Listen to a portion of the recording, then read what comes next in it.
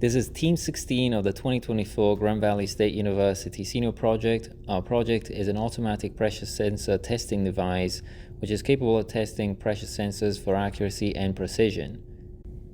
The rated pressure of the pressure sensors ranges from 5 bars to 35 bars, and the machine is capable of delivering up to 70 bars, which is the required pressure to perform a burst test on the 35 bar pressure sensor.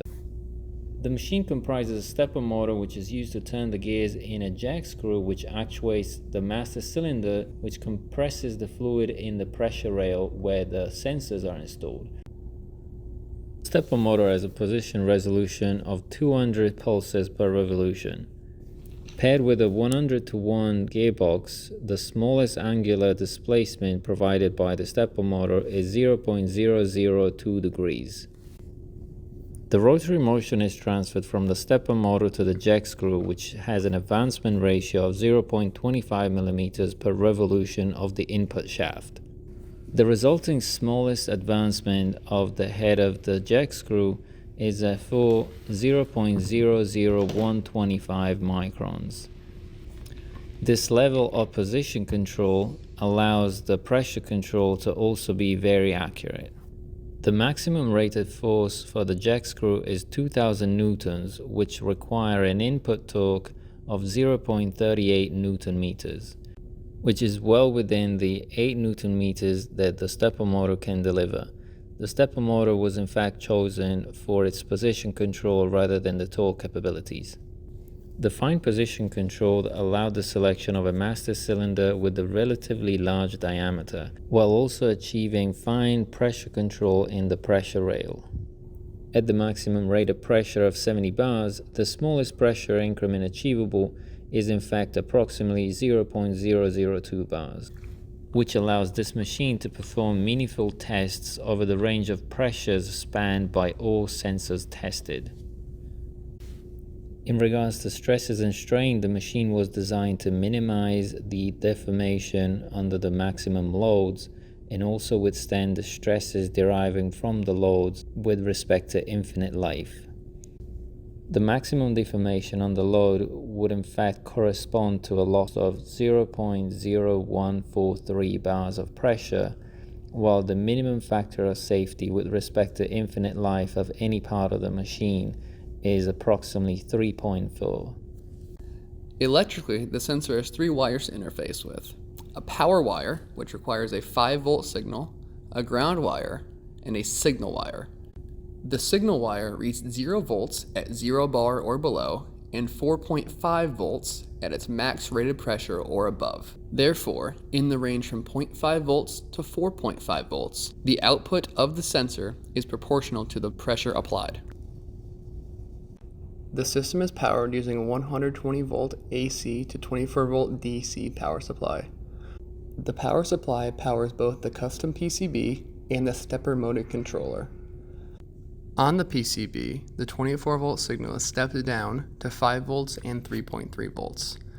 5 volts is used to power the sensors, and 3.3 volts is used to power the ESP microcontroller, which controls the system, along with its peripherals. The stepper motor controller takes in 3 signals: pulse, direction, and enable, all rated at 5 volts. These signals originate at the ESP microcontroller at 3.3 volts and are level shifted up on the custom PCB to interface with the stepper motor controller. The enable and direction pin are typically constant during normal operation of the machine. The pulse pin, however, is pulsed whenever a single step is needed. The controller automatically engages the coils that are needed for each step on a pulse pin fire. The sensor signal value is read by an IC ADC chip on the custom PCB. This chip has an inbuilt multiplexer, meaning both sensor values can be read by a single ADC. The ESP is connected to Wi-Fi and it communicates to an AWS database where test results are stored.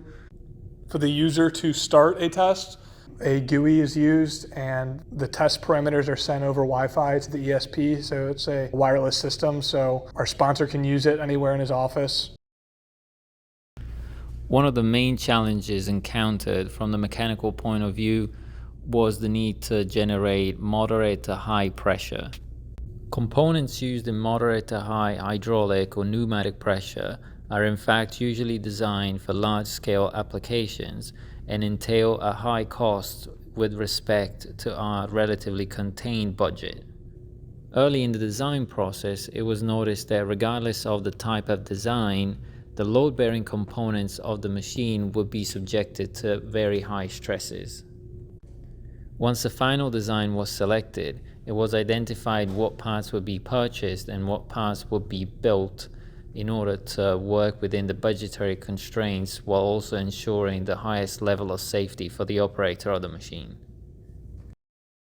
Electrically, a major challenge was interfacing with the multiple voltage levels in the system. The stepper motor coils are rated at 24 volts. The sensors to test were rated at 5 volts, and the ESP uses 3.3 volts. To combat this, level shifters were used to interface the ESP with the stepper motor controller, which would change the 5-volt level shifted signal to the 24-volt coil signal needed by the motor. Voltage dividers were used to change the 5-volt sensor signal to a 3.3-volt signal, which would be read by the ADC. During the mechanical design phase, the technologies used in the process consisted mainly of softwares used to perform the finite element analysis, which was used to validate the results obtained from hand calculations.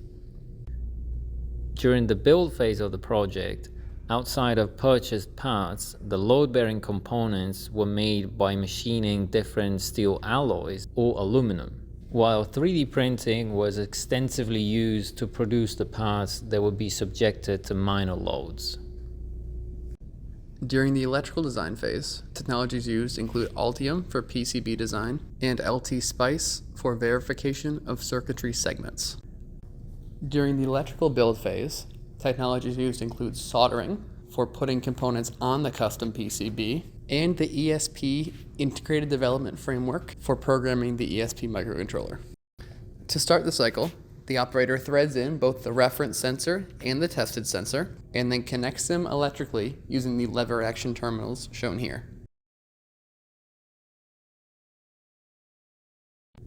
The operator then inputs the sensor parameters and the test parameters into the GUI shown here. The machine will then start its cycle. For a linear test, which we are showing here, the system will increase the pressure in increments as defined by the test parameters, recording the reference sensor and the tested sensor's values at each interval.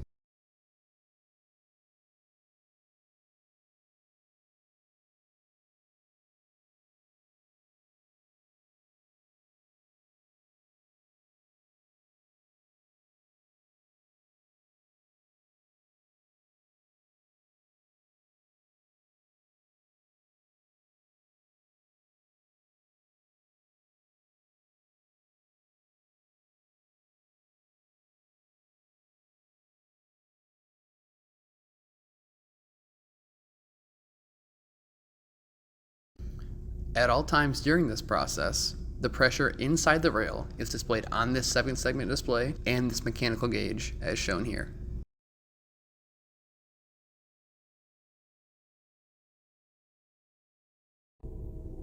When the system reaches the maximum rated pressure of a sensor, it will decrease the pressure back to 0. It will save the values to the AWS database and indicate to the operator that the test is done. At this point, after verifying that the pressure inside the rail, as measured by the gauge and 7-segment, is 0, the sensors are safe to remove.